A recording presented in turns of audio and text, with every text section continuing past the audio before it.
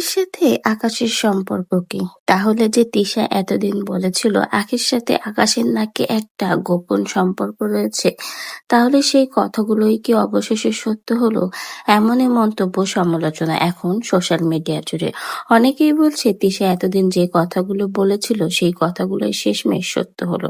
কারণ আখি নিজেই বলেছে আকাশ নাকি তার বয়ফ্রেন্ড এবং খুব শীঘ্রই তারা বিয়ে করতে যাচ্ছে এবং বিয়ে করলে সকলকে জানিয়ে শুনিয়ে এবং দাওয়াত করেই নাকি ধুমধাম করে বিয়ে করবে। আগে কোনো কাজ লুকোচুরি করে না, না প্রথম থেকে করেছে না এখন করবে।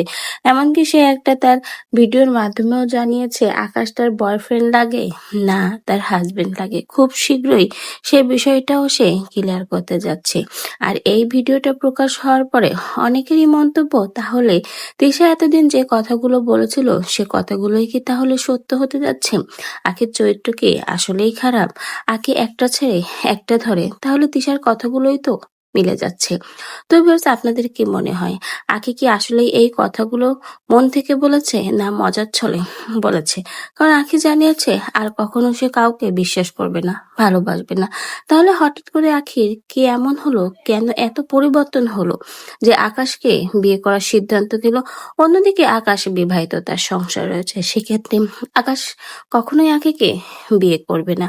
তাহলে বোঝাই যাচ্ছে হয়তোবা এর মধ্যে কোনো কিন্তু রয়েছে, যেটা খুব শীঘ্রই আখি ক্লিয়ার করবে।